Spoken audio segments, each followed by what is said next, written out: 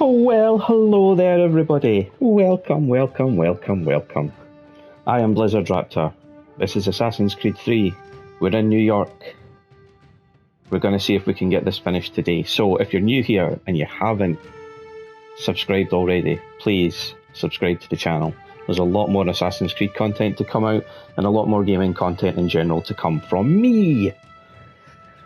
If you wouldn't mind as well, please like the videos that you watch and do feel free to drop me a comment. I do like comments, I will reply to them. With that, let's go.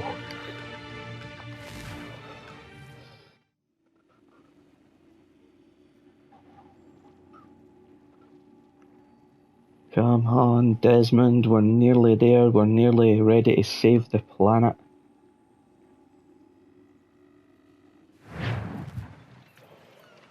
Oh, I've got my mohawk and my war paint on.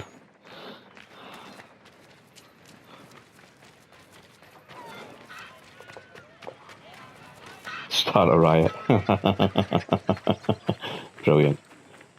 There's a lot of mechanics in this game that I haven't used. And as keen as I am to get Assassin's Creed 4 started, I'm a bit upset that I haven't shown you guys the depth of this game. There's a lot I haven't done. I haven't done the Assassin's quests, you know, I haven't recruited anymore because of, like I say, when I originally played this, that wasn't a thing. That's been retroactively added or retrospectively added to the remastered edition. So it's not something I've got a lot of experience with in this game. It's not something that I make use of like I have in the Ezio games. Am I just running for no reason? Yeah, because it wants me to go out to the frontier. Where's it wanting me to go? Boston. Where in Boston? Doesn't say. Right. We'll fast travel to there then. I also haven't done the Navy missions. I haven't upgraded the ship. I haven't done any of the cool stuff. Well, I say the cool stuff. I've done all the cool stuff. I've done the story. You've seen the quests that I've done. I've thoroughly enjoyed the story, which I've experienced all the way through for the first time. So I've had fun playing this for you guys. It's been great. If I'd had more of a feel for this game like I had the previous game and like I have for the next game, I probably would have spent more time in it when I wasn't recording to make sure I had done the upgrades, like I did again for the Ezio games. I spent a lot of time playing them when I wasn't recording to make sure I got extra stuff done, found extra gear and legendary armors and things like that. And the fact that I haven't done that for this is because one of the reasons why I haven't done that much side content for this is none of the gear really affects Connor. I've played all the way through the game with the tomahawk that we get at the start, and it's fine. I'm still, you know, the enemies don't get any tougher, my health bar doesn't get any bigger, so there really isn't an incentive to upgrade gear in this like there was in the Ezio games, where you increased Ezio's overall health, you took less damage, and eventually you found unbreakable armours. With this, again, I'm running through Boston when I could be fast travelling through Boston. Boston Brothers. With this, can I fast travel there, in fact? Oh no, I can't, because I haven't unlocked the underground tunnel entrance for that, but it's okay, I'll just jog there. Give me a chance to talk to you guys while I'm jogging there. So yeah, with this game, it's more a sort of play for the story. And as much as Ubisoft they have tried, to be fair. They've went back when they've done the remastered edition, and they've tried to give people more of a reason to stay in the game and play it. It's just not the same.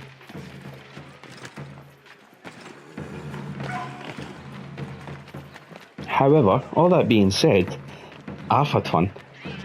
I've enjoyed it, and by the looks of the viewing numbers on the videos, you guys have enjoyed it as well. And that's the main thing. I think you can try too hard to really polish something and pull people into it to stay longer in it, and in the end it doesn't feel like an enjoyable experience. It feels like you've been forced to stay, if that makes sense. And I think Ubisoft have been guilty of that a few times with some of their Assassin's Creed and some of the Far Cry games. There's too much distracting you from seeing the actual narrative, and it feels like it's forcing you to hang around.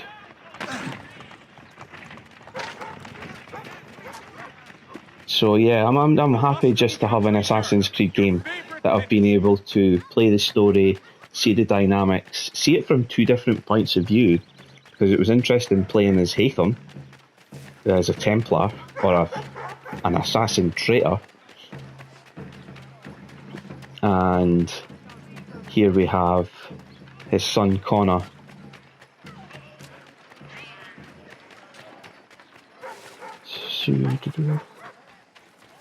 Am I getting any closer to this? I think I am.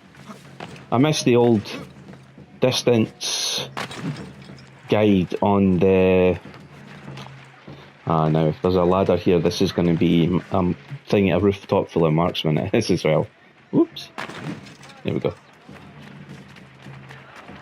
So yeah, I'm hoping to get this finished, and then we'll move on to... Now, I was going to do Assassin's Creed Liberation, however, I really want to just move on and go straight into Assassin's Creed 4.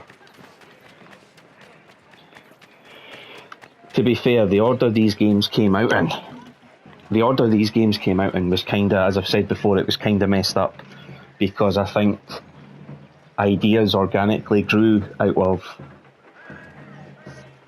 the writing sessions for this. You know, we've went backwards and done Edward Kenway's story, Connor's grandfather, and then we've went at the same time as Assassin's Creed 4 Black Flag with Connor's grandfather. There was also there's one of the houses you can run through. Connor moves automatically through the house in this one, by the way. You're not allowed to linger, so the minute you go into the house, I've taken my hand off the controller. All this is done for me. By Assassin's Creed Unity, yes, by Assassin's Creed Unity you could actually run through buildings yourself, so you could run in and stay. And you'll see that when we get to it. But back to what I was saying. So when Assassin's Creed 4 came out, the games had moved cross-generation. So we'd moved from PlayStation 3 era into PlayStation 4. And Black Flag was being released exclusively on the PlayStation 4 and the next generation Xbox console that came out at the same time, which I think was the Xbox One. And so you had Liberation, which was a PS Vita game that was released around the same time, set in the same timeline. So set in the colonies. I can't remember if Liberation was before or after Connor's time. I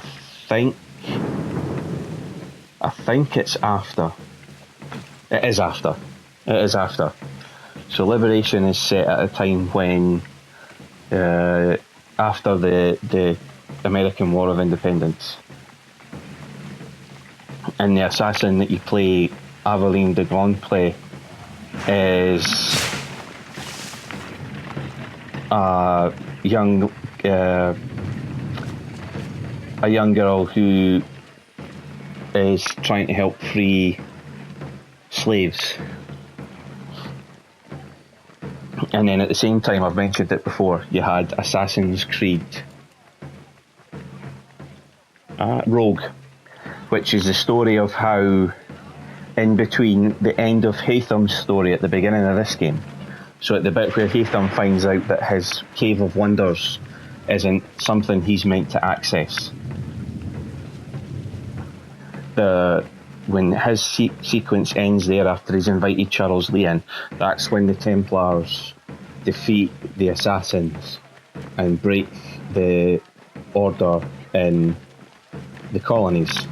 And so by the time Connor comes along, Achilles is the last one left, and if you play Assassin's Creed Rogue, you actually play the fight with Achilles, I'm sure, because the character that you are in that, an Irishman called Shay Patrick. Is it Shay Patrick Cormac, or is it just Shay Cormac? I'm sure it's Shay Patrick Cormac. He is an assassin who joins the Templars, and so you play through his sort of leaving or switching sides and then taking out his former fellow assassins one by one, and that's how the Order got stuffed. So it's kind of like at the same time they released these 3 games that have disparate parts of the same narrative timeline, of which Assassin's Creed 3 is a part. So it did kind of get messed up here. We weren't moving forward through the timeline, we were kind of playing with local...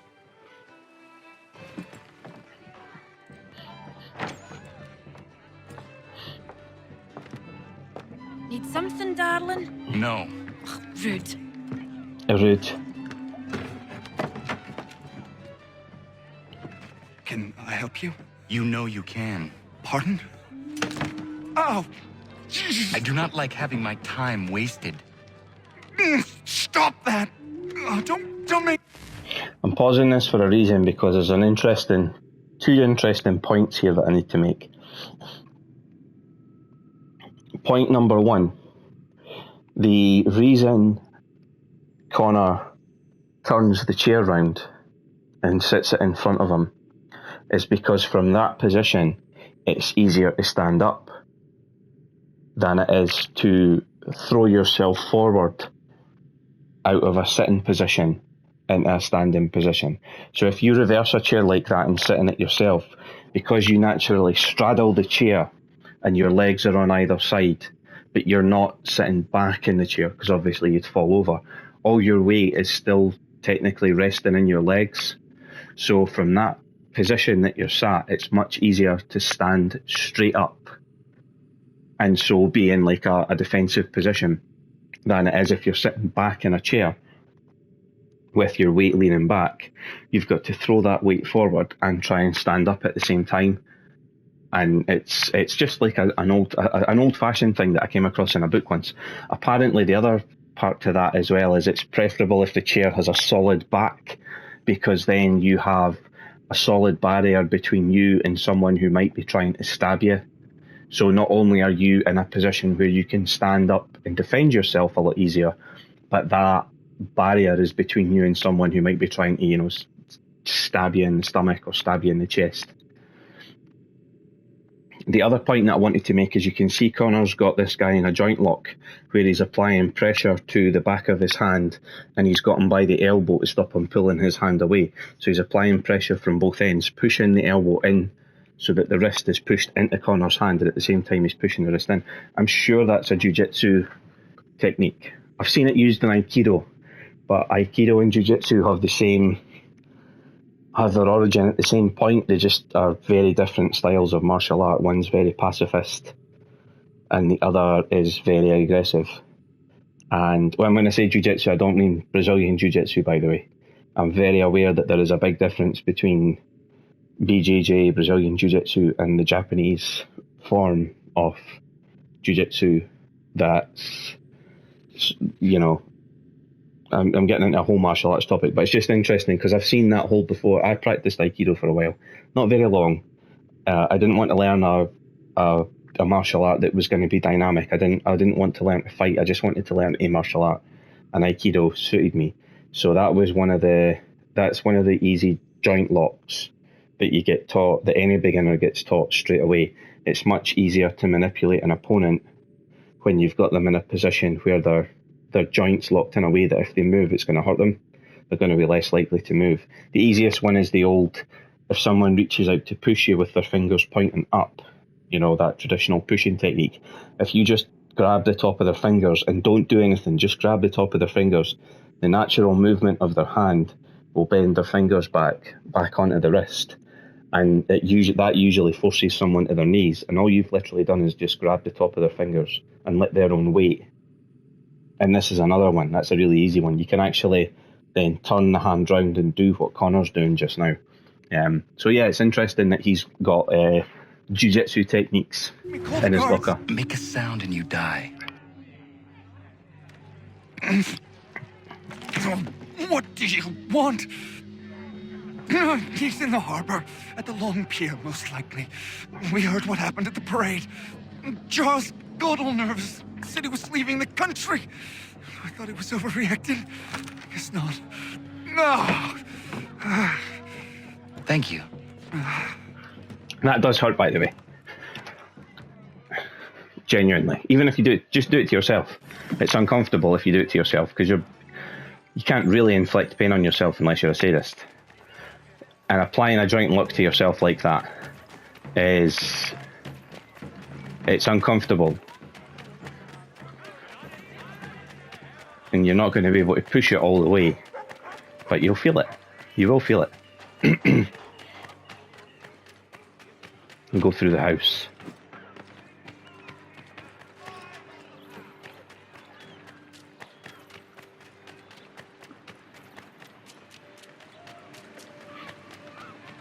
So Lee's near the harbour, but not actually on the harbour.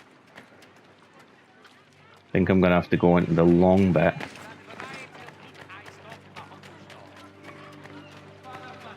I've just remembered you can fast travel between viewpoints.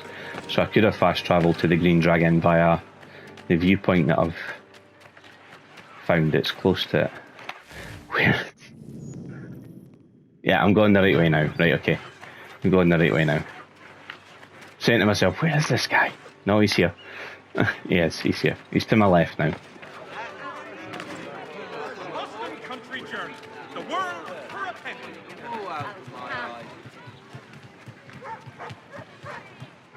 It's not gonna be this easy, surely.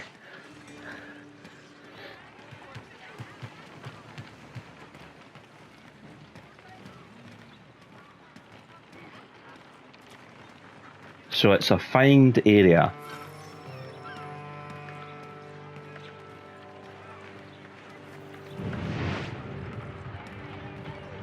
Switched on Eagle Vision. Let's look for our target.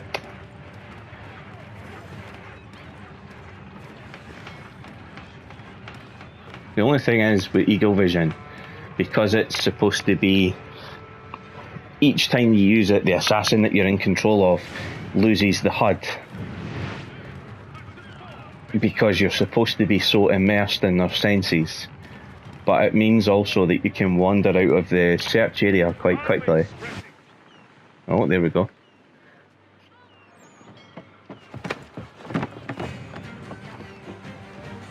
Oh, the music's picked up. Oh, here we go.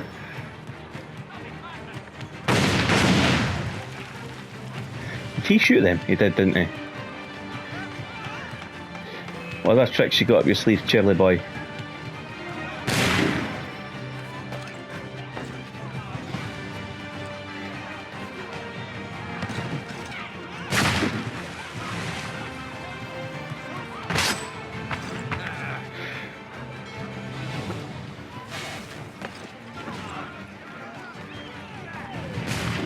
Get him away.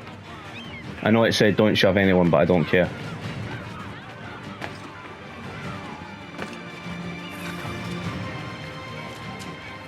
Do not take any fire damage. Oh.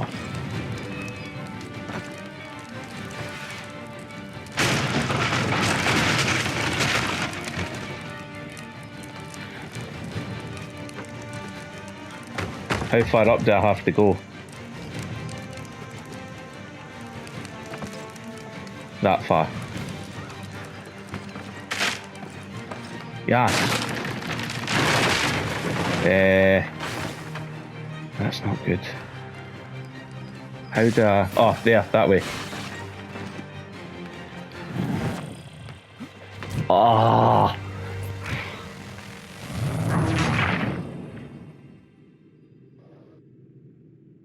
That's so annoying. That's really, really annoying. Right.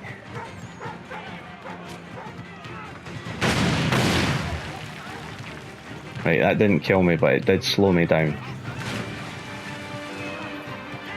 So if I go to my right here and avoid them. Get up! Ah! That made me shove somebody. And that's pushed me slightly too wide of Charles Lee, but that's the way to go. Closing the distance on him again. Straight across the water. And again.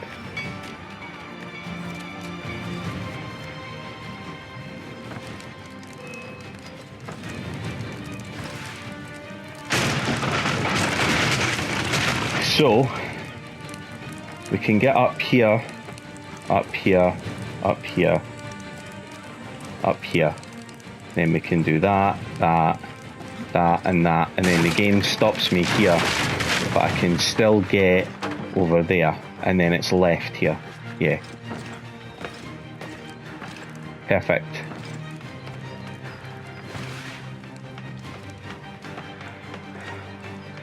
There must be a specific point the game wants him to get to, because it's doing everything it can to stop me getting closer to him.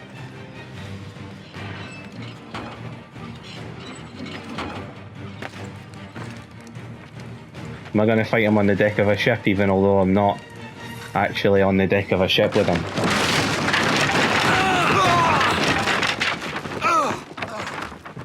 Up you get, Connor.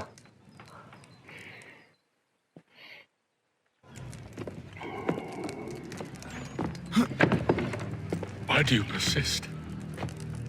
You put us down, we rise again. You end one plot, we forge another. You try so hard, but it always ends the same. Those who know you think you mad, and this is why. Even those men you sought to save have turned their backs on you. Yet you fight. You resist. Why? Because no one else will. Nice.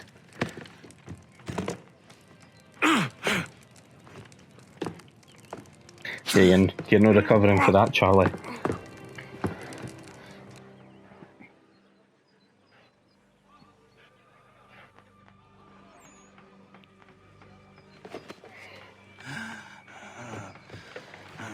Oh no, we're going to have another one of these stupid fights where I can only bounce them into wreckage or something.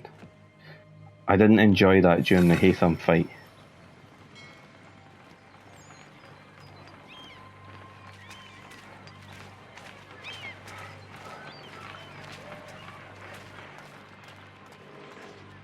I don't think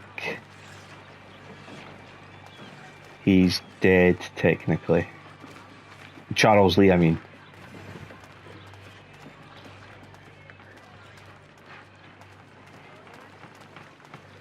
I know I shot him point blank with a pistol, and in the 18th century that's a death sentence, because they don't have surgery the way we do. Rough night, was it?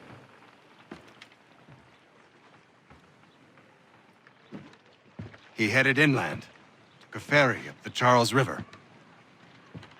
I will need passage as well. Of course. Only say the word. Thought so.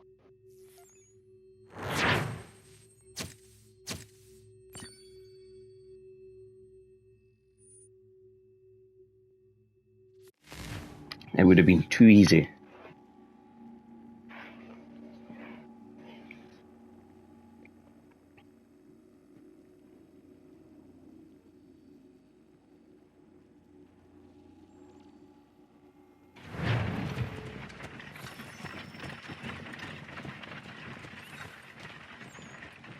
Enemy convoy leaving. Or am I just to approach the door here?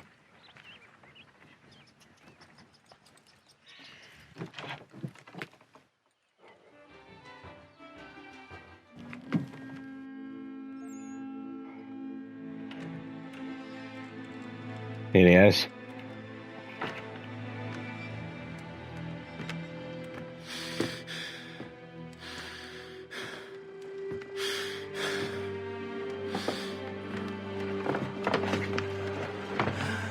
Again. Turn the chair round. Oh no, no, this time it hasn't.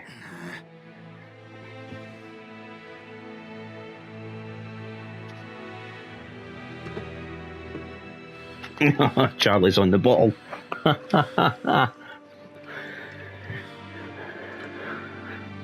Dutch courage.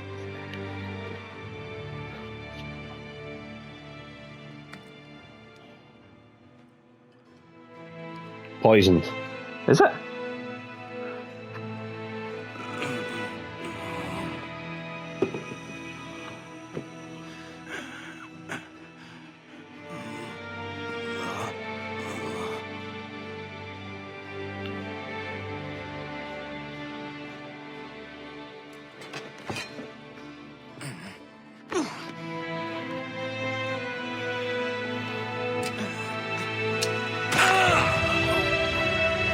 Oh. Ooh.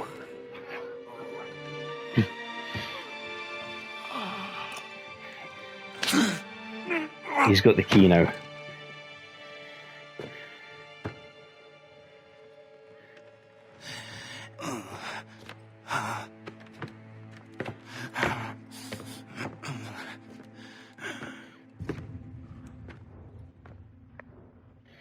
And that's the end of Charles Lee, and also the end of the Templar Order in the colonies at the moment.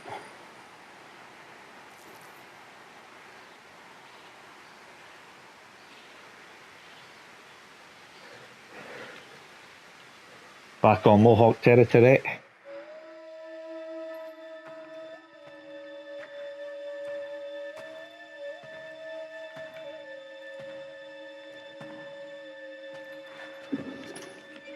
Why would they leave this behind?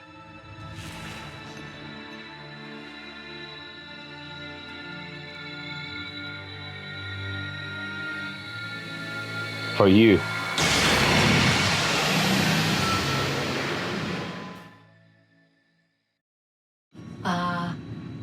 Long have we waited for you to return. You have done as we asked. You have succeeded. No! I have failed! My people are gone! Chased out by those who I thought would protect them! It is a trade, a sacrifice, and not in vain. For you have found it. This? Now you must hide it, where none shall think to look, and then in time, what once was, shall be again. I do not understand. Nor need you. Only do as we ask. Then, you may do as you wish. But what of my people? You have saved this place, as was your people's purpose, and that matters most. It is not enough. It will never be enough. You strive for that which does not exist. Still, you have made a difference, and you will do so again.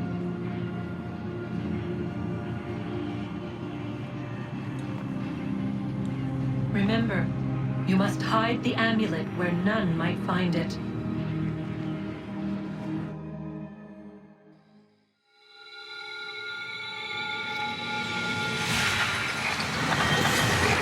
And thus it disappears, crumbles to dust.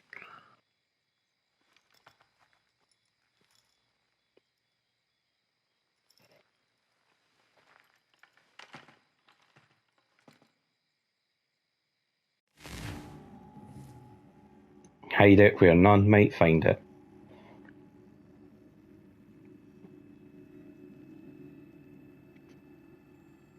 Davenport Estate?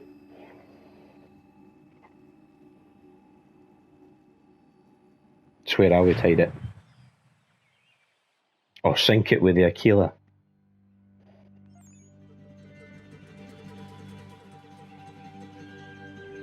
Or bury it with Achilles.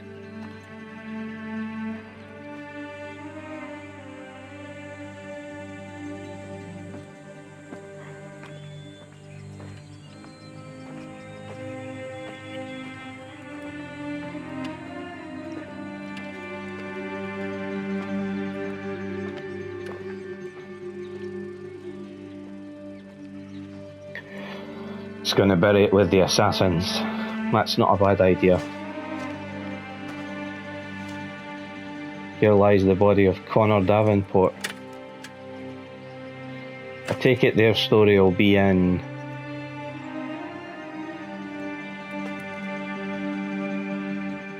Rogue, probably.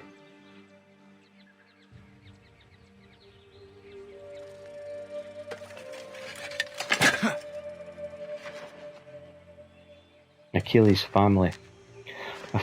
Sad that I don't know the story behind that. I've never had Rogue because I worked under the assumption that Rogue wasn't part of the main canon, and that it was released because people on previous generation wouldn't be able to play Black Flag.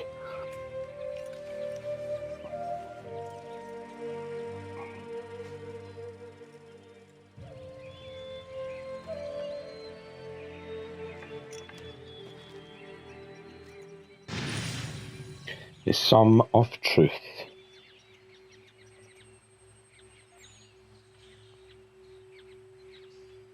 We're getting very near the end, I think. Where are we? Yeah, we're 31 minutes into this episode, so I should be able to play this through to the end. I know where the key is. Then let's go.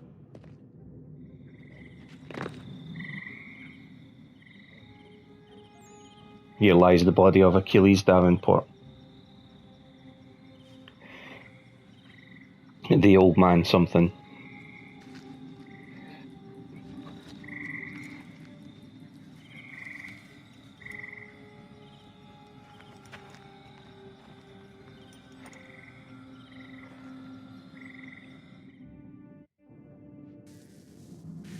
Guess this is it. We're right behind you. Here we go. So I get to walk it into the...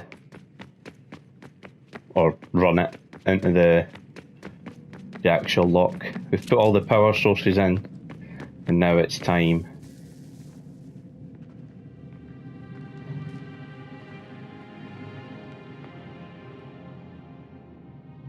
Moment of truth.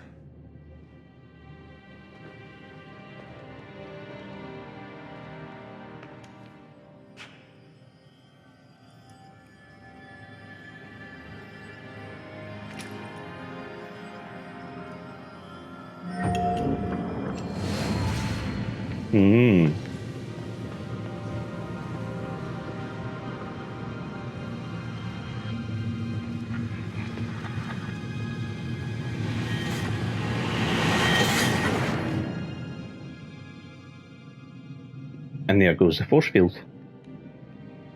Or the door.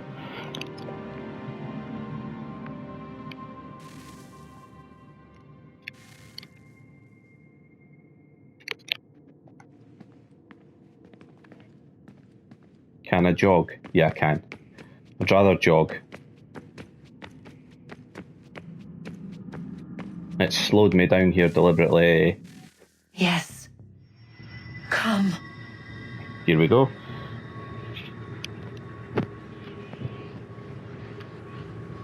Here.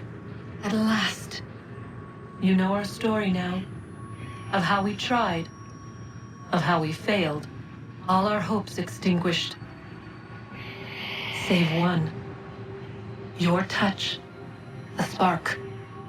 A spark to save the world. Wait! Do not touch the pedestal. Minerva? You. But how? You left. You destroyed the device. Did you think there was only one? What the hell is going on here? You must not free her. Free her? Juno dwells within these walls, awaiting release. I will explain. While we worked to save the world, she sought instead to conquer it. She used our machines to set her plans in motion. Divination through numbers. There is a pattern to existence. To comprehend the calculations is to tame time. This was my focus. And so I built the eye to aid us. But she turned it towards her own ends. When we discovered her treachery, we put a stop to it. And then we left. But first we called to you, that you might try again. We thought it would be safe with her gone. Now I see we were deceived. She survived, she endured, and then she began to work. For centuries, Tinia and I walked the world, hoping to rekindle the spark of civilization. We shared what we knew as best we could. We were not the only ones, but for all the power we wrought, still death would claim us. But before it did, I would have one last look to know if we had succeeded. That's how you're here now? I had hoped you might find this place and finish our work. But it is too late. You and the Templars have squabbled over our refuse. You have wasted centuries, and so you have lost your chance. You cannot hope to stop the end now, Desmond. Only to survive. She's lying! Only touch the pedestal and the world will be saved. Better the world burn than she be loosed upon it. Is that so? Show him then. But he will not understand. It is complicated. It is... Show me. Here we go. If you heed Minerva, the sun will have its way. The ground will crack and spit fire into the skies. All the world will burn. Yeah. But this does not end the world, merely heralds its arrival. Darkness follows. Yep. Then you emerge, resolving to lay a foundation that such a tragedy does not befall the world again. You will become a symbol to those who survive. Hope, knowledge, determination. You will inspire them to rebuild, to thrive once more. And as the world heals, so too will humanity. But you are just a man, frail and mortal. You pass from the world, leaving behind only a memory. A legacy. You will be remembered first as a hero, later as a legend, and in time, as a god. It is the cruelest fate to have written words that meant well and see them made wicked and unwise. What was meant to encourage life, used instead to justify taking it. Yeah. And so now you see that what was shall be again. Yeah. So tell me, how is this better? So you would basically become what Jesus was. She would sacrifice you, sacrifice the world, for no other reason than to deny me vindication. They will enslave your kind, Desmond. Is this not why you fight? Is this not why you came here? To ensure more than just your race's future, but its freedom? What future? What freedom? Billions dead and the whole cycle begun anew? This world has known nothing but heartache and horror since we left it. Our gift to them, and you'd see it all returned. Enough! You must not do this. Whatever Juno's planning, however terrible it might seem today, we'll find a way to stop it. But the alternative, what you want, there's no hope there. If you free her, you'll be destroyed. It will happen in an instant. There will be no pain. You mustn't. It's done, Minerva. The decision's made. Then the consequences of this mistake are yours to live and die with. You need to go. All of you. Now. Get as far away from here as you can. Come with us. We'll find another way. There isn't time. Son. You know it's true. It's already started. I need to do this now. So go. Go! Stupid. Stupid.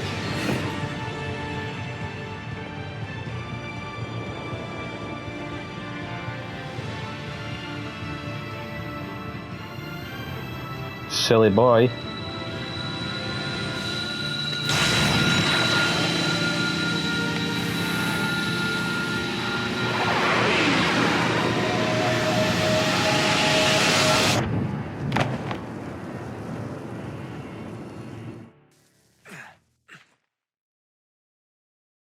and Desmond's It's some dead. sort of global aurora borealis. Never seen anything like this before. Eyewitnesses describe electrical storms and erratic displays of unusual weather. Residents are being asked to remain inside and wait for geological surveys are now reporting seismic activity throughout the Ring of Fire. Northeastern Canada is said to be experiencing the largest on record. Satellites and transformers are failing as the flare increases in intensity. Worldwide reports of blackouts seems to be receding. Residual seismic and volcanic activity is being reported, but nothing approaching earlier levels. Wow. Obviously, it'll be a while before experts are able to assess the full extent of the damage caused by today's event. But it appears the worst is behind us. We'll be sure to bring you more as this story develops. It is done. The world is saved. But You played your part well, Desmond. But now it's time that I played mine.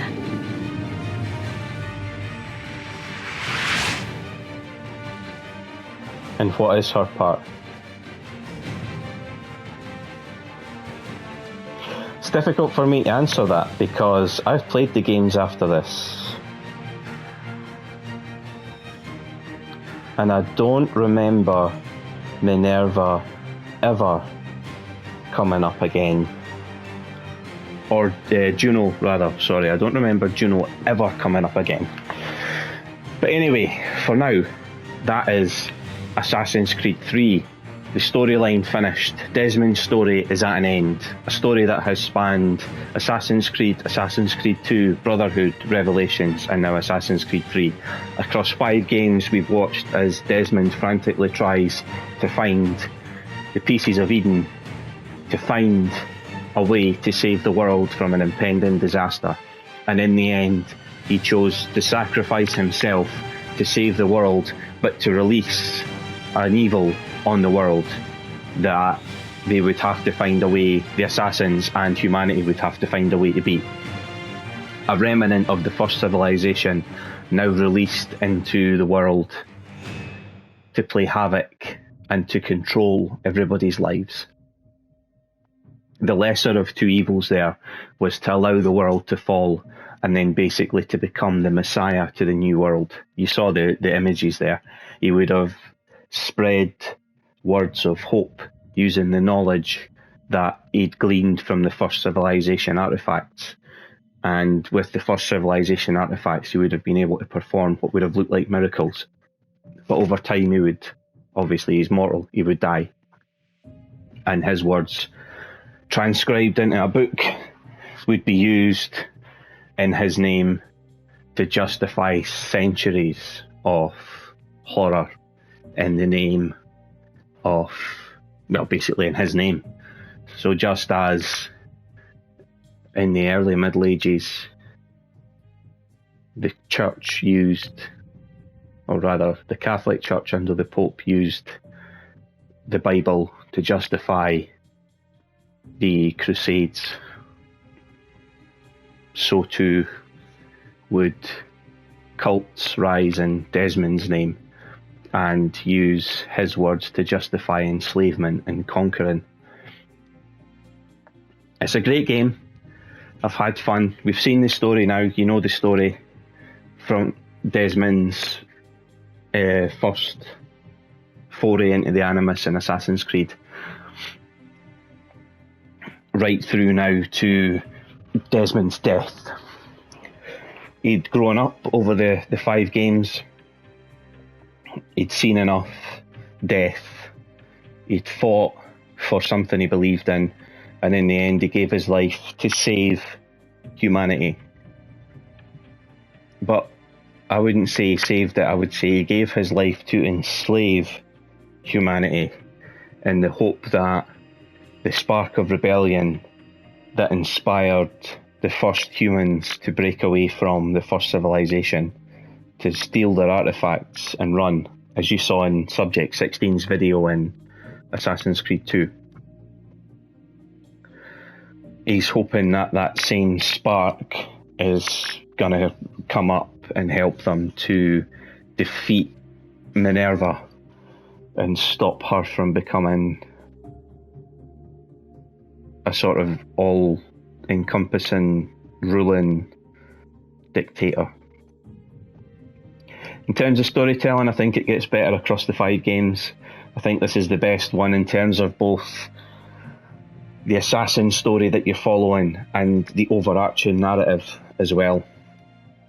I don't think that any of Desmond's stories told quite as well as this one.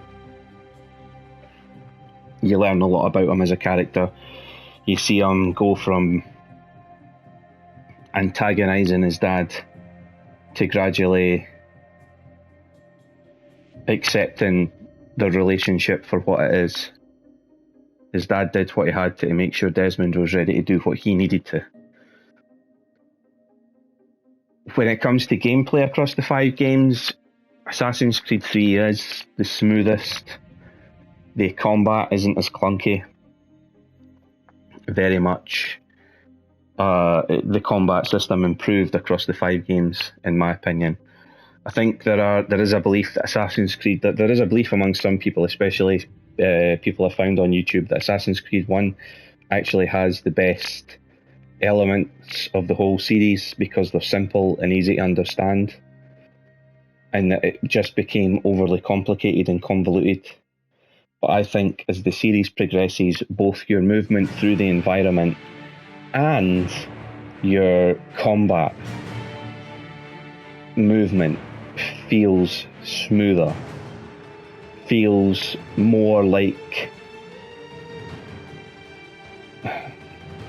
it opens up your options. By the time you get to Assassin's Creed 3, I think your options in combat are much more diverse.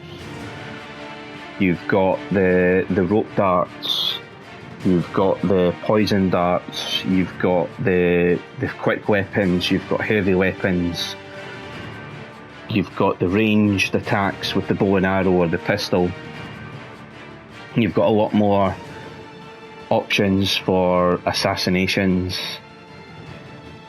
and I think it's a lot better. The chained finishers as well, you know, once you've comboed a finisher in combat, the ability to chain feels a lot more fluid. In terms of the overall presentation of the games, I think that they start to look a lot better, especially by the time you get to Assassin's Creed Revelations. I think the life and colour in that game and the newness of the sort of area you were exploring, you know, we're not stuck in medieval Europe anymore, and the vibrancy of the Ottoman culture kind of really comes through in that game. And I think by the time you get to 3 and you see the new world with the new hopes and dreams of the people, you know, this is a new land. We're not bound to the old absolute monarchies of Europe anymore. Here we are. We've got a chance to forge our future and decide what we want to stand for. I think that's really, it is really interesting. I do think the presentation has taken a step back though. I think for me, Revelations, the colour palette in the game, the vibrancy, the overall feeling of the game, it felt a lot more optimistic to me because of the different culture that you were playing through and experiencing as a player. When we get to Assassin's Creed 3, I just feel like the colour palette has dimmed again. It feels grey and washed out. And for all the smoothness of the animations and the mechanics that were put in to make traversal smooth, I still feel that parkour and free running through the environment became unnecessarily clunky. There are times I got stuck and it doesn't have the same intuitiveness as later entries in the series. We didn't see a lot of the naval content because I only recorded what I had to, and like I say, I didn't go in and play the Navy sequences. The whole, practically 90% of Assassin's Creed 4 is naval. You're in a boat. You're a pirate. You're going to see it coming up. You're a pirate. The mechanics were paid attention to and well thought out, and you get introduced to them in such a way that you feel like you are in charge, like you are a captain. The whole dynamic that came out of Assassin's Creed 4 would go on to influence a lot of the later games in the series, such as Assassin's Creed Odyssey, with the naval sequences. You really kind of, although you don't get to know your crew by name, because you get these sequences where you're sailing and the crew sort of singing their sea shanties, you get a feel for being part of them. And that all came from this game, where Connor gets to helm his first ship and becomes captain of the Aquila. The more time you spend with the Aquila and you upgrade her, eventually you do become the ghost of the North Sea. And the mechanics of the ship are good for what they are. You know, it responds how you would expect it, you know, a frigate in those times to respond. She's clunky to turn when all the sails are down because she's being propelled by the wind. Of course she is. So as long as the sails are full and more canvas is catching wind, it's much more difficult to steer her. And if you drop the sails, she becomes much easier to turn. The naval combat is exactly what you would expect. I mean, you've all seen the films. I'm sure if any of you have seen things like Master and Commander or Pirates of the Caribbean, the only way you're going to hit the boats is to show your broadside and fire your cannons, and that ship fire their cannons. And at the end of the day, you're hoping that you do more damage to them before they get a chance to do damage to you. Wait till you see what Assassin's Creed 4 does with that. In terms of the sound quality, I found it to be very good. The voice acting was very clear, very well voice acted. I liked Haytham Kenway. I thought he delivered his lines with that hint of venomous... Sorry, give me 2 seconds. Yeah, with that hint of venomous arrogance, befitting his sort of class. I've heard him described as a gentleman bastard, and I 100% agree with that. He is a gentleman bastard. I thought the voice acting for Connor was exactly how I expected it to be. He's learned... I'm not sure if he learned English from his mum, because when we first see him before he leaves the tribe, he's using native Iroquois to talk to his family and friends and his tribe. But we see him talking perfect English, or near perfect English, to Achilles. And I think that comes from his mum because of his mixed heritage, so that he can communicate with both sides.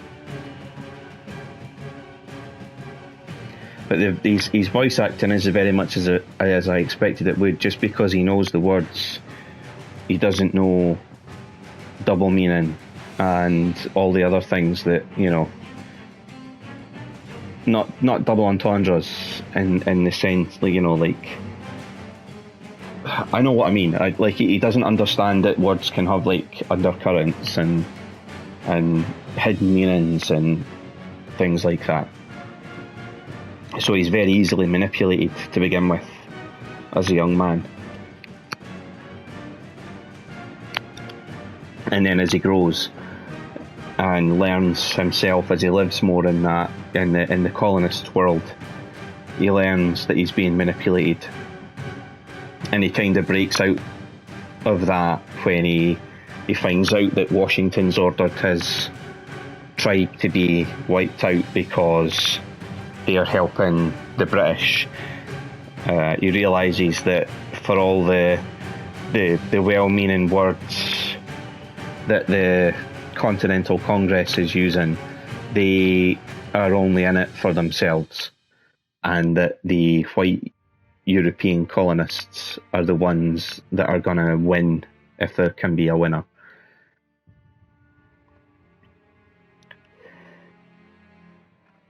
Well, there's. I think the final thing I'd like to say about the game is it finished off Desmond's story really well. It brought a new level of depth to the writing in the series, I think, and it was well acted and presented. Has its flaws, as I've said, but overall I enjoyed my time with the game, and I would recommend it. If I was reviewing it, you know how people do these reviews out of 10, magazines and things like that, because they have to quantify a level of good and bad. And that's why people say there can be no such thing as a 10 out of 10 game, because a 10 out of 10 game would have achieved perfection. So I don't think you can really award something 100% or 10 out of 10, because I don't think we're capable as humans of creating something completely perfect and flawless. I think the highest compliment you can give a game is to say it's a 9 out of 10, because there is a couple of things it could work on.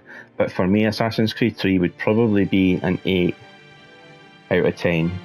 There are flaws, and those flaws can hinder your experience and make it really frustrating. If you can see past that and immerse yourself in the storyline, then you're going to find a really enjoyable game here.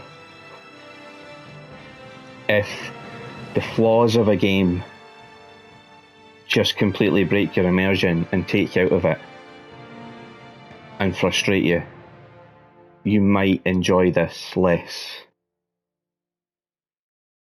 You're probably not going to be as happy with it as I am, because there are things like the dying when you're trying to do a leap of faith, or the tripping when you're free running, or the not climbing the ledge, or the horse suddenly stopping because the textures don't meet up. But I think if you can look past that, Assassin's Creed 3 is a really good game. 8 out of 10, like I say. And with that, I'm going to leave you. This is it, the last episode of Assassin's Creed 3. Watch out for Black Flag coming up real soon. If you're new here, please subscribe to the channel. Leave a like on the videos that you watch. Leave a comment. Stick around, there will be a link to the playlist for this series on the channel. If you have missed any of the earlier episodes, feel free to check them out. There will also be a link to other content, another video, and a link to my channel. Take care of yourselves, guys. I am Blizzard Raptor. This has been Assassin's Creed 3. Thank you, and I'll see you real soon.